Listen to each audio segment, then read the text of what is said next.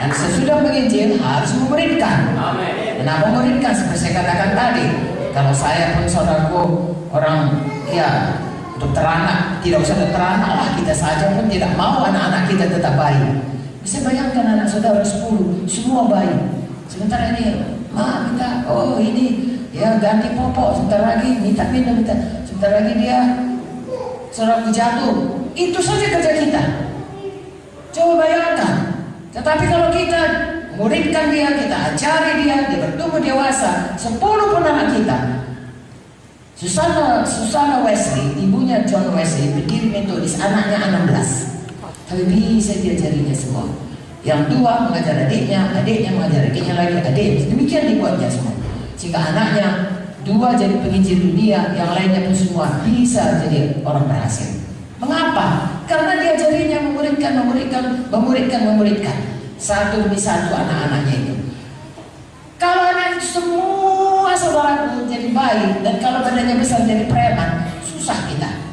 Gereja pun saudaraku kalau baik semua, Pak Pendeta ini susah. Tapi kalau saudara bertumbuh semuanya baik, oh bersama-sama dan menangkal seluruh makhluk ini. Ya, kalau nggak kita rajin, kalau ada toko kita dia bantu kita di toko, dibantunya mamanya di dapur atau di mana saja. Kalau ada pengusaha kita yang lain bisa ditolongnya. Tetapi kalau tidak, dia tetap menjadi beban. Bukan saja menjadi beban, lama-lama jadi preman, bahkan mengganggu, bahkan tidak memberi kemuliaan. Hari ini, mari kita semua sungguh-sungguh bertumbuh dan sungguh-sungguh menjadi orang-orang dewasa kami dan bisa bertumbuh. Karena semua kita ini sebenarnya ada panggilan Tuhan, ya, ada rencana Tuhan dalam hidup kita. Tadi saya katakan bahwasanya gereja itu iglesia dipisahkan, tetapi banyak perumpamaan mengenai gereja. Ada rumah Tuhan, ada namanya tubuh Kristus, ya. Kalau tubuh Kristus ini semua ada fungsinya. Jadi saudara ini semua yang ada di sini sebenarnya ada panggilan Tuhan kepada saudara. Amin. Kalau saudara belajar ilmu kesehatan, saudara akan tahu, ya. Misalnya otot muka beda dengan otot tangan. Sama-sama otot tapi beda. Ya, kaki beda dengan perut dan lain, semua beda. Tapi semua perlu. Tidak ada yang tidak perlu. Nanti saudara berkata, apalah perlunya? Katakan saya teh kuping, ada perlunya saudaraku. Ya, teh kuping itu pahit sekali. Kalau masuk ke dalam kecil dia pahit, dia keluar. Tidak jadi kuping kita dikoreknya. Kalau nggak percaya besok korek coba. Maksud saya, begitulah pentingnya semua kita kepada Tuhan. Jadi jangan katakan saya nggak ada pendidikan, saya nggak sekolah teologi, oh saya ini bukan orang yang pintar. Tidak ada. Semua Tuhan perlu kita. Sekarang kerjakan apa yang dulu. Semua punya talenta. Haleluya. Talenta yang paling mudah senyum manis. Saudara kalau punya senyum manis, saudara senyum, separuh persoalan orang sudah hilang. Pada hari Minggu, saudara kata, haleluya saudaraku, apa kabar, Tuhan memberkatimu. Hilang separuh, aku Minggu gak datang lagi. Asal datang ke gereja disambut oleh anak-anak Tuhan. Apapun persoalanku, sudah merasa seperti sudah hilang semuanya. Nah, itulah talenta saudara. Ya, buka mulut kita untuk memberkati. Selain itu Tuhan memberikan karunia-karunia kepada kita. Ada yang suaranya baik, ya, jangan pakai karaoke saja saudaraku. Pakai dalam puji Tuhan, pakai untuk melayani Tuhan.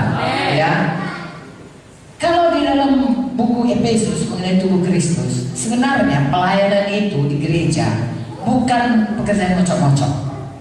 Jadi misalnya kalau saya dokter, saya mocok-mocok kerja di gereja, no. Kalau saya dokter dan kerjanya keras, paling kerja keras di dunia ini saya rasa satu dokter, satu pendeta. Kenapa? Kalau dokter saya rasakan kita mau libur, tapi kalau orang yang udah mau mati nggak bisa, jangan mati dulu ya. Aku mau libur nggak bisa saudara. So, harus jaga dia sampai dia jangan mati kalau bisa. Ya. So bilang, Pak maaf ya saya mau libur ya, mau mati ada apa-apa, tolong jaga ya. Tunggulah saya nggak ada itu saudaraku. Pendeta pun begitu, ya, nggak bisa libur kalau misalnya ada orang menikah, saudara jangan kok nggak bisa saudara. Kalau dia mau menikah atau kami anak mau lahir, jangan lahir dulu ya. Kami ada acara ulang tahun di rumah, nggak bisa, saudaraku. Batal semuanya. Apa yang harus kita kerjakan untuk menolong orang, begitulah saudaraku. Ya. Tetapi walaupun begitu, kita punya panggilan, punya karunia, punya talenta, punya tempat dalam tubuh Kristus yang harus kita kerjakan dengan sungguh-sungguh. Sebenarnya saudaraku, saya suka jadi dokter anak. Ya, sangat suka. Dari SD saya udah pengen jadi dokter, saudaraku. Dokter anak. Saya pikir dulu dokter anak itu SMA, dokter 3 tahun, dokter anak 3 tahun. Tapi itu rupanya tidak. Ya, sampai lama kemudian sambung lagi saya saudaraku spesialis lagi, spesialis. Lama sekolahnya, saya suka itu. Tapi begitu saya selamat, lalu saya melayani Tuhan. Sampai pada satu titik saya harus memilih. Kalau saya meneruskan jadi dokter anak, maka saya menelantarkan panggilan saya. Kalau saya masuk kepada panggilan saya penuh, saya harus meninggalkan kerja saya di fakultas. Sebab berarti nanti saya korupsi di sini. Saya kerja tidak. Saya disuruh Tuhan mencari orang yang selalu bersungguh-sungguh hati. Amin. Lalu saya merasakan Tuhan memanggil saudaraku. Kalau dokter anak itu banyak bisa menggantikannya. Saya tawarkan siapa yang mau, saya didik seberapa ilmu saya didik. Tapi untuk menjadi hamba Tuhan, saudaraku, tidak banyak orang mau. Ya, dan itu panggilan yang tidak bisa digantikan orang lain lagi. Lalu kemudian saudaraku, saya mau pensiun beberapa tahun lagi. Saya bilang sama Pak Munti, ya Pak, saya kan tinggal beberapa tahun lagi pensiun, saya siapkan. Lalu Pak Munti berkata, pensiun dari kerajaan sorga jauh lebih baik daripada pensiun negara Republik Indonesia.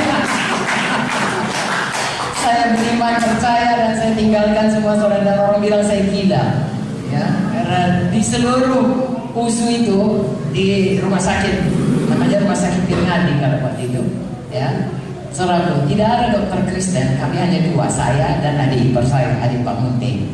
Ya, jadi waktu saya minta berhenti, orang Kristen yang marah. Saudaraku, dia bilang, kau tidak banyak orang Kristen yang keluar. Saya bilang, berhenti, saya gantikan aku, tapi aku harus jadi hamba Tuhan. Lalu orang yang Muslimnya berkata, sok kali, macam hebat kali lah jadi pendeta itu. Saya memang hebat, saya memang gila Yesus. Dan saudaraku, dan saya tidak pernah menyesal karena itu panggilan Tuhan. Dan saya bersyukur saudaraku, kalau saya tidak menyambutnya, saya sudah di mana-mana sekarang ini. Ya, karena ya kawan-kawan saya hampir semuanya sudah meninggal. Satu tinggal saudaraku dengan segala macam keluhan. Ada yang sudah tidak bisa jalan, ada yang operasi dan sebagainya. Dan saya masih sampai di Ambon pada hari ini. Begitulah Tuhan. Jadi saya rasa, saudara, marilah ikuti apa panggilan Tuhan. Kalau Tuhan sudah bicara kepada saudara, sambutlah itu sungguh-sungguh. Ada rencana Tuhan dalam. Kalau misalnya saudara tangan, lalu saudara tidak mau jadi tangan, maka tubuh Kristus itu puntung tangannya. Atau saudara sudah jadi pelayanan, lalu saudara tinggalkan itu, maka saudara buntungilah itu tubuh Kristus. Jangan saudara. Tempat yang sudah Tuhan taruh, karunia yang sudah Tuhan taruh, kelengkapan ya yang sudah Tuhan taruh, itu semuanya saudara harus jalankanlah dengan segenap hati saudara. Itu kehormatan sungguh-sungguh untuk bisa melayani Tuhan. Haleluya.